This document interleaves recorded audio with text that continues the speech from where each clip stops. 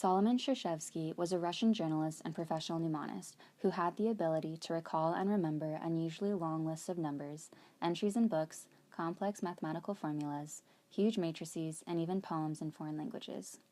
As a journalist, he would never take notes during interviews. He was unaware that his memory was unusual until one particular incident while at a work meeting. He was chastised for not paying attention by his editor, since he was not taking notes when he was told his daily assignments.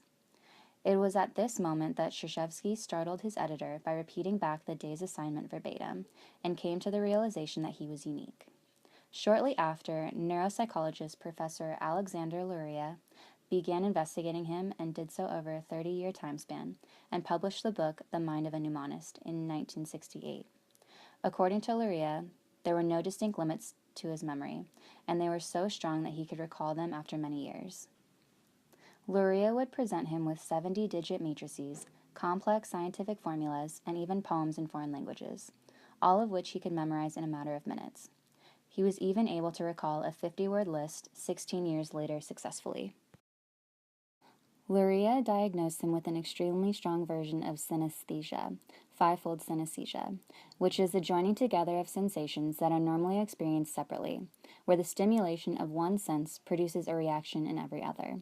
For example, if he were to hear a musical note, he would see a color, and touch could trigger a taste sensation. These sensations are automatic and cannot be turned off. His synesthesia helped him in memorizing by generating useful mnemonics. Mnemonics generally attach retrieval cues when learning material to ensure accurate and fast retrieval. He often used the method of Loci, a method used to make connections between some things that need to be remembered and locations, usually arranged in a journey, which serves as a cue that is known very well. Shershevsky would connect images to locations for later retrieval.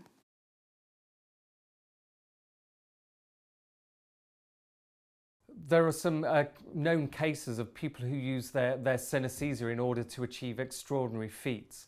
So there's somebody called Daniel Tammet who has synesthesia and also has autism, who learnt pi to 20,000 decimal places. And to recite the sequence of pi took 5 or 6 hours. So it's a huge feat to learn it to that length of precision. And to do it, he sat down with 100 digits at a time, printed off on a sheet, and he would try and remember them in this way. But he never actually tried to recall it all in one go until he attempted it just on that one occasion. But internally, the way that he recites pi is that for him, each digit has its own colour and its own shape. So he imagines walking along the sequence of pi as like a textured sequence of colours and shapes and sizes of undulating hills. And this helps him to kind of recall the sequence of pi. So in this instance, he's using his synesthesia to help him, and he's also using a known memory mnemonic of treating sequences visuospatially. Unfortunately, he had difficulty ridding his mind of trivial information, sometimes to the point of incapacitation, as he was unable to block unwanted memories.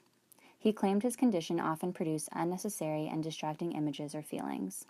Occasionally, he would even have trouble reading because the words would often generate an image quite different from the word's meaning and also evoke distracting sensations. Since Solomon's memory was so exact, it ironically caused impairments in his ability to remember familiar faces.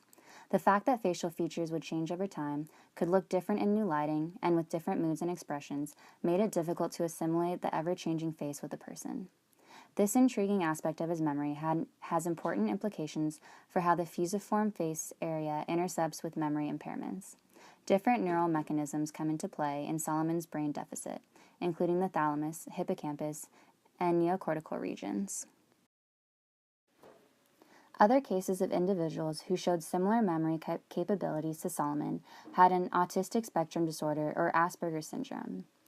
These cases are interesting because they may help us in understanding the uniqueness of semantic memory, general knowledge, and more specifically, digit span superiority. Solomon himself may have been on the autism spectrum, since Luria claimed he was socially awkward and took many things, such as common paradoxical phrases, literally. An important thing to note is that synesthetics do not typically have a neural impairment or structural difference that makes them superhuman, but rather show an increase in cortical activity and may have other behavioral deficits. It would appear that the type of synesthesia an individual is experiencing is not consistently correlated to the brain region activated.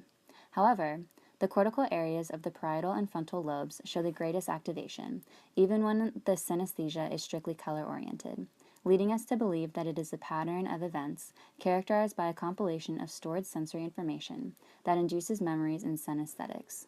In addition, there's a huge variety in experiences described by synesthetics, which lends for little evidence to identify the main cause or source of synesthesia.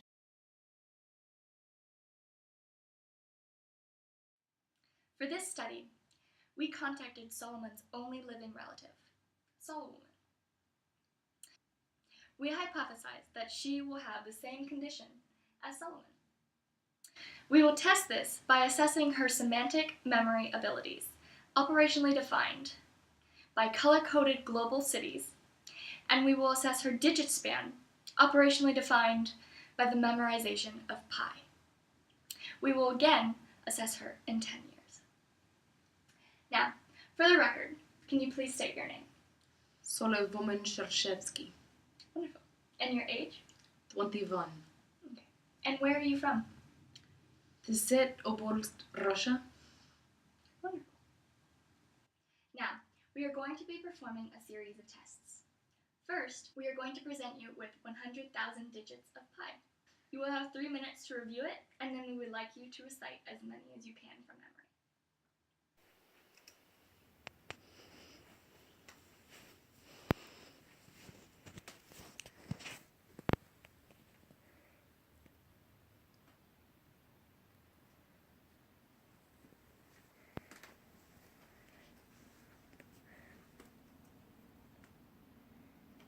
Solomon, it has been 3 minutes. Are you ready to recite pi? Yes. Please begin. 3.14159 62789 714327009 7137895251789. Really nice job. Thank you. Now, we are going to present you with a second test. This one is going to be a list of countries and their associated capital cities. Half of them will actually be color-coded. We will explain why that's important later. Again, you will have 3 minutes to review the list, and then we would like you to recite as many pairs as you can.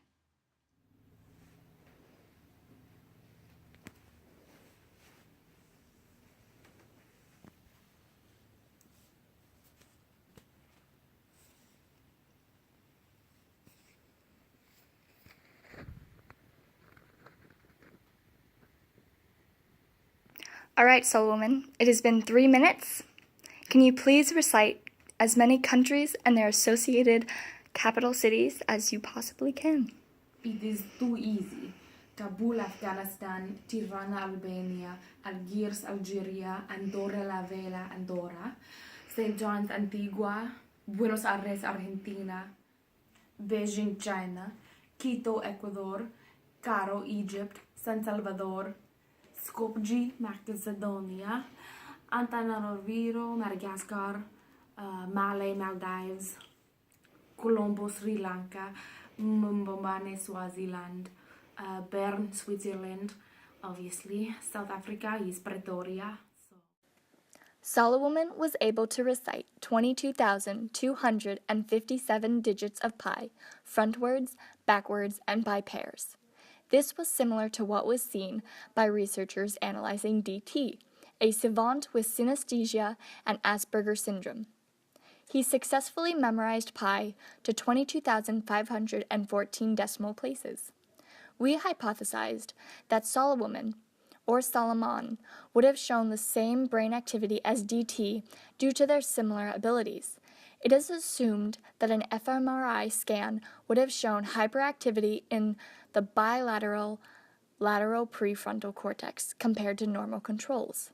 Solomon and DT's abilities may be strongly correlated to chunking techniques given the underlying brain activity. An increased ability, knowingly or unknowingly, to quickly chunk information would give Solomon the advantage of grouping digits together for better recall. This makes long lists of digits more manageable. Here we are, 10 years later. I'm going to ask for you to recite pi again. Pi. I remember pi is 3.14159 789 2173547654210. Thank you. Now, I would like you to recite as many of the countries and their associated cities as you remember. Yes, of course. Kabul, Afghanistan, Tirana, Albania, Luanda, Angola, Yerevan, Armenia, Vienna, Austria, Baku, Azerbaijan. The extrasensory information associated with the numbers and somatic structuring or organization can all aid in more advanced memory abilities. The focus of one's memory abilities is on the context with which the memories are stored, connected, and the organization within the brain. Because memories are stored across the cortex, it makes sense that we would see an even greater spread of activation when synesthetes are analyzed. Solomon was also able to remember more of the color-coded pairs of capital cities than of the non-color-coded pairs.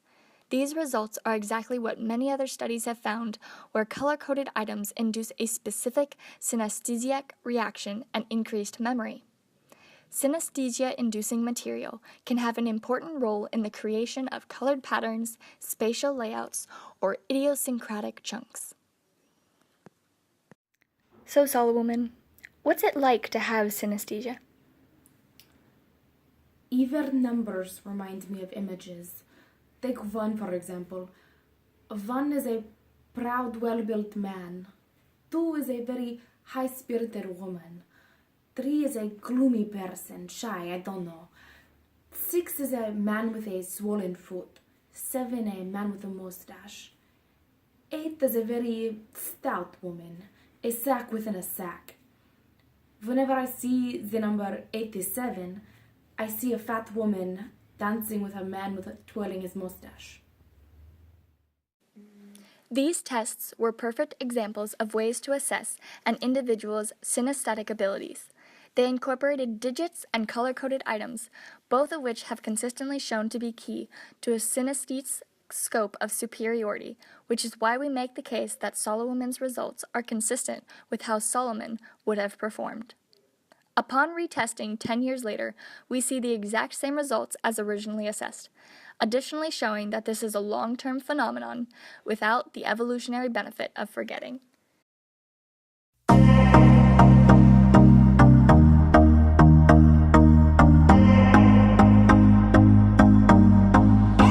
I used to believe